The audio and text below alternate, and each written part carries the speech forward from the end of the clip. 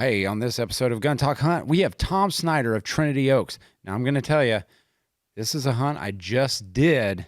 You're going to want to hear about Trinity Oaks Foundation and the Thumbtack Ranch, all with Tom Snyder right now. Hey, I'm KJ, dedicated lifelong hunter here. If you got an interest in all things hunting, you're in the right spot. Whether chasing quail across the plains of Oklahoma or in pursuit of elk in the backcountry of British Columbia, you'll always find me on the hunt. This episode is brought to you by Smith & Wesson. Smith-Wesson.com will get you there, and you can find all about the good rebates. All right, welcome in all you Gun Talk hunters. I'm your host, KJ, and today we are in a special location.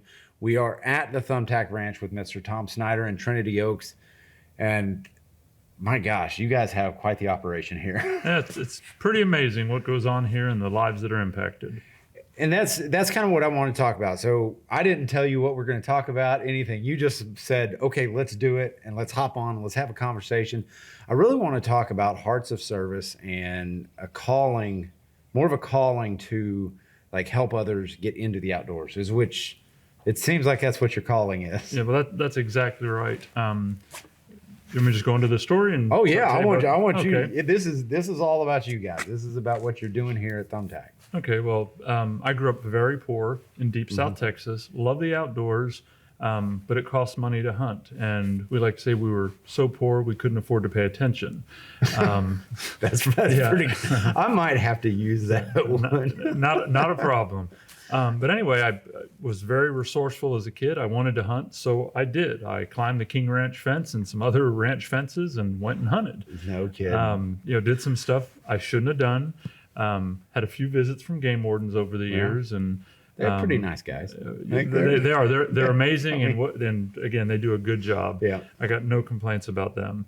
But made up my mind at a pretty young age, if I ever got to the point I could do it, I wanted to take kids in the outdoors so they didn't have to do what we did as kids. Yeah. Climbing the fence, shooting birds off neighbors' bird feeders, and everything we did, our family ate. I mean, we were very, very poor. My father had his first heart attack when he was in his mid-30s, was disabled, and we were basically a welfare family. And anyway, we did what we had to do. So back to the story. I made up my mind I wanted to give back if I was ever blessed enough to do it, and got to a point in my business where I could give back. So I started looking for a charity, had no desire personally to get into the charity world. I wanted to write a check. I wanted to mark that box that I had honored that commitment that I made to myself when I was 10, 12, 13 years old. How I guess I'm sorry I'm gonna interrupt you here, and I know people over the radio waves and airwaves are gonna be like, why are you stopping him? At 10 or 12 years old, like, you decided you wanted to help other kids. Like, how is that even possible? Because when I was like a teenager, I was solely focused. Like, there was no one else in the world but me. Yeah, like, that's unbelievable. Because of how we were raised. Again, we were very, very poor. I mean, we'd be invited by friends to go someplace, and they'd go to get lunch, and we would just sit there and not eat, which we already ate or whatever, even if we were hungry, because we were raised, you don't ask for a handout. If you don't have it, you just don't do it. And I didn't like that. I didn't like not being able to participate, not be able to do things I loved. And I was probably 12, 13 years old on the hunting stuff. Right. But again, just how we were raised. You respect people and you do what you have to do, and do things the right way. Well, it seems like the shortcomings that you lacked in funds was definitely brought up in like the way you were raised. I mean, you were knowledgeable about other people, and you had that heart of service as an early kid, it seemed like. I mean, were you more geared towards volunteer work as you kind of grew up? I mean, is that kind of... Yeah, I mean, I've always tried to help people, always tried to work hard and do my best. I wanted a better life for my family and future generations than what we had. I mean, we struggled. Like I said, we didn't have anything. And, I'm proof God takes care of idiots, because we've been very blessed despite the fact we were involved. I have no formal training in anything. I have a high school diploma. But I was the first person in my family to graduate high school. My parents did it. My grandparents didn't. And doors just kept opening, and I kept going through them, trusting God things would work out, and they did. Yeah. You know, the fact that I've built the successful business that we've built is just, again, proof it shouldn't have happened, but it's allowed me to do things to impact lives that I should never have been able to do. Right. And I think it's important for our audience to know is that we were invited out here by you guys and by Savage Arms and Zero Tech and Knives of Alaska. They put on a great segment last night and product demonstration. My gosh, you got to check them out. And Warthog sharpeners.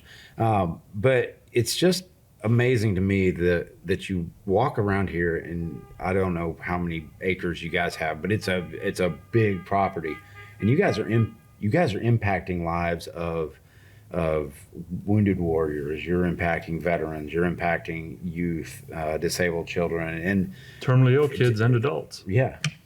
And that's absolutely amazing to me that you do this. I mean, out of the goodness of your heart, but you're really called to do this. It seems like from an early age. What makes this organization so great are the volunteers. You know, I get a lot of pats on the back. I wanted to give back and do some stuff, but I've been very blessed in my business. The real heroes in this organization are the guys that are out there guiding, the guys skinning animals, the guys that are working. They're volunteers. They're working. A lot of the people are working full-time jobs, barely getting by. Yeah. I own my own company. I own my own several businesses. Right. Again, I've been very blessed. Those are the true heroes of Trinity Oaks, the ones that are giving of what little they have and giving their time to be here to serve others. It's about being a servant, having a servant's heart. It really is. And I mean, the volunteers at Trinity Oaks staff, you guys it's actually staff, 3 individuals? And we have 3. That's it. That's it. It's all volunteer based. Right. We have 3 full-time staff people, and we have about 500 volunteers that help in all different capacities. And well, what we try and drill into the people that come out here, whether it's the kids coming out for an event or the veterans, is everybody can give back. It doesn't matter who they are. You know, time, talent, or treasure, whether it's just sitting by the campfire, listening to somebody tell their story and what they went through in, the heat of battle, or serving a family who's, they've got a child here that's terminal that wanted to spend time in the outdoors, and all you're doing is being here for them, helping them, prepare their meals or doing their laundry or, whatever it may be. Or we have a lot of country singers, musicians that come out here and just sit by the campfire and play for the people. Yeah. It's just everybody doing what they can to make a difference in somebody else's life, but doing it for the right reason. It's not about you. It's not about me. No. It's about helping those people. And that's one thing we talk about whenever we're having a board meeting or an advisory board meeting is it will never be about us. It's about the people we serve. And if anybody comes in here, and we've had some volunteers that come in and it's, what's in it for me? Well, you're in the wrong area. You're in the wrong place. And this is not right. And they don't hang around very long if that's the attitude they come in with. But the literally tens of thousands of lives that have been impacted by these volunteers, and sitting next to a campfire by a kid, I say kid, 23, 24 years old that just came back from Afghanistan or Iraq. He had lost his legs, high leg amputee, and the final night of the event, he's sitting at the campfire bawling his eyes out because he said he finally realized that people would accept him. He could get back into society. But he could also do things that other people could do. He went on a nilgai hunt, and he got his bull. But seeing the reaction you get from these people, it changes your life. It makes you a better person. Yeah. Well, and it starts.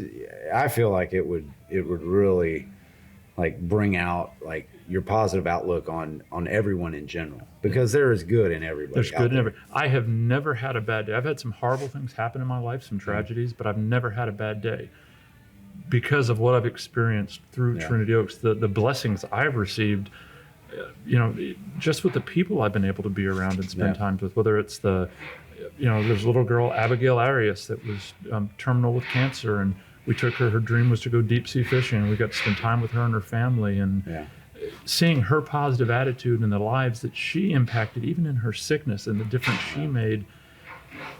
Again, how could I ever have a bad day when somebody's lost a child or is losing a child or whatever it may be? it's amazing. That's amazing what you guys are doing at Trinity Oaks and out here at the Thumbtack Ranch. We're going to take a real quick break to listen from a word from our sponsors. But when we come back, what I want to talk about is how you can help, how I can help, and how to do that all with Tom Snyder. All right, we'd like to thank Smith & Wesson, smith-wesson.com. We'll get you there. And they are running a bunch, really two solid rebates right now. I don't know if you guys are really interested in saving money around the holiday times, because I know I am. But Smith & Wesson is running a couple rebates right now. One is called the Shield Your Pocket Holiday Rebate. Yeah, we're shielding our pockets. And I believe that one is on Shield firearms. There's a $50 rebate. So it saves you a little bit of money on a gun that's all that non-expensive when it comes to a self-defense firearm. But man, they are so good. They really do shoot. And the other one is a 1X Power promotion for free optic on select MSRs. And you can go find all about this at smith-wesson.com/rebates. You're going to want to jump on these right now because they will not last long. All right, we're back, and we're with Tom Snyder of Trinity Oaks and the Thumbtack Ranch. And first, we haven't given them this whole time on where they can go to look up more about Trinity Oaks. Let's start by doing that. Just go to the internet, trinityoaks.org. Okay, trinityoaks.org. Mm-hmm. So how does one get involved in serving, and what's the process like for serving with Trinity Oaks? Right. Go to the website, fill out an application, whether it's a property use application, if it's another charity that wants to do an event. We've got probably 50 to 60 other charities that we provide backroom support for. Really? Because it's not about us. About you guys. We have been blessed with some amazing resources through our donors and our supporters. And if we're not using something, we want to see it being used by somebody to impact lives. We have a property on the coast called Page's Place, fully handicap accessible bay house and fishing pier out of Port Mansfield, Texas, that we use for events, and any like-minded organization can use at no cost. We just ask they cover the cleaning fee when they're done. We have other organizations that use the Thumbtack Ranch for events, whether it's churches doing summer camps or there's a ladies group that's planning a ladies event here, teaching women how to get in the outdoors. Again, if our facilities aren't being used, so you can go to the website, fill out a property use application. It goes to a committee, and as long as you're not charging, we don't want to be used as a fundraiser for somebody else. But you can use our facilities, and we'll work with you to get that done. If you want to go on have somebody that you know that's terminal, battling a life-threatening illness, they can fill out a dream trip application. It goes to a committee that has a physician and some others on it. Once it's approved, we'll bring them out and do the dream trip, and we just got to know what that trip is. For veterans, we have to fill out a veterans application. Just all that's listed. And for volunteers, just fill out a volunteer application. We run a background check. Let us know where you want to get involved, whether it's youth, dream trips, veterans, just serving, fundraising, whatever it may be. And then to make donations, you can also go to the website and donate money there as well. Yeah, it's a calling on all this, because we talk about the stages of hunters. There's like 5 stages, there's the trophy stage, there's the I want to kill everything stage. You've kind of never exited the giving back stage. Like, I don't feel like you've I've been through all the other stages. You have, all right. I love hunting. I'd rather take somebody than hunt myself. So that's, you're about to get stung. That's okay. I'm okay with that. I would, again, I love the outdoors. I love seeing the excitement other people get from their first time hunt, or, fulfilling that dream that they wanted to do. It's incredible. I mean, even just taking my boys hunting and just seeing them get it, I'm like, okay, I know what stage I'm in. Like, I know what stage I'm in. If I don't get anything, that's fine, which happened to me a lot this year. It's been a rough year. But for them to go out and to give back, and them to go back and tell their friends, and then we had one of his buddies come out and hunt. He had a great hunt. Like, seeing that and passing that along, I think that's what we're called to do. We're called as good stewards of our hunting heritage, and we're called to pass it along, because I heard someone was talking about a stat. I think it was Jim Zumbo was talking about a stat last night, and you had called him out on it. You said, there was 21 million licenses in 1958 or something like that. Actually, it was 1978. It's 1978. But now the number has dropped dramatically. It's in the 10 to 12 million range. Yeah. And so we're losing sportsmen and we're losing people who naturally have a heart of service. And just not passing it on is the worst thing we can do. I agree completely. And it's scary to think it's gone that far that fast. Yeah. What's going to happen in another 10 years with technology and everything else, and the anti-hunting group, and the way people are being educated, whether it's trophy hunting and whatever it may be. There's just so many different attitudes. What frustrates me so much is they don't see this. They don't come in and they don't feel the presence around Trinity Oaks. They don't feel like the energy around here. And we're not disabled hunters. We're not terminally ill. We're just a bunch of media guys out enjoying this and seeing what you guys are doing. And there's an aura around this place. Like, I could feel it when I was pulling up. It was just different. Yeah, we hear that a lot, that when you cross the Leona River to come into here, you're entering a place where lives are changed and dreams come true. Yeah. I don't know how many people make that comment. I mean, this is called the ring of healing. People talk about how when they're sitting by the campfire, whether somebody actually kills an animal or not, that's not what it's about. It's about spending time in the outdoors, enjoying this amazing creation, and just seeing what God has blessed us with, and just your life gets touched. I don't know how to explain it. Unless you've experienced it, it's hard to explain it. Like on hunt podcasts and everything else that you listen to across the interwebs, if someone always reveals it as like there's a rush when you there's an adrenaline dump when an animal comes in, or it's way better than that. There's no there is no high like it. And I've been very blessed. I mean, I've been able to hunt all over the world, whether it's Africa or South America, wherever it may be. And I've experienced a lot of things that a lot of people don't get to do anymore. But that's not what it's about. It's about getting other people to enjoy it and seeing the excitement, seeing again, like we said, even if they're not pulling the trigger, just being and seeing that wildlife, seeing what we've been able to experience, it changes your life. Yeah, it's about passing it on. It's about impacting others. Oh, there was a gunshot. That's the rifle range. That's the rifle range. It's right there. But yeah, you guys have full facilities, beautiful facilities. I mean, the log cabins here on site are absolutely incredible. How many can you house here? Right now, we can house right at 100 people comfortably. No kidding. We plan on expanding. Our goal is to get to the point where we can house 200 people comfortably for summer camps, youth camps, whatever it may be. Yeah, it's absolutely incredible place, and I'm gonna speak to all the people out there watching Gun Talk Hunt, or you're listening to it. TrinityOaks.org. You got to go watch it. You got to go see it. Volunteer, donate, do what you can to help, because I'm telling you, God has touched this place like none other that I've seen in a long time, and it is worth your time to go look at. So, Tom, thank you very much. Thank you, really sir. Appreciate I appreciate you helping us get the word out, because we want to impact more lives. And unless we can get people telling our story and letting them know we're here to help, it's not going to happen. And that's the craziest thing. You see the volunteers around here, and they're regular folks. Like, they just want to help, and you don't have to lift a plate. And I'm sitting there trying to take my plate, and you're sitting there like, hey, you're not taking that. And I'm like, hey, I have to, let me do that. And it's just unbelievable.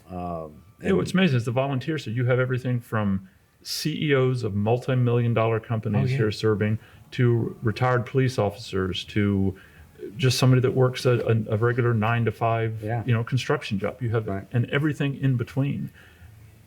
And nobody has an ego.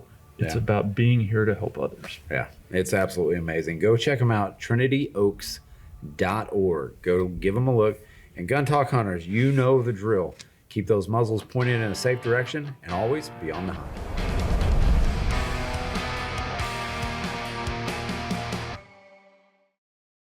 To see all of Gun Talk's content, go to guntalk.com, guntalktv.com, or sign up for the Gun Talk newsletter.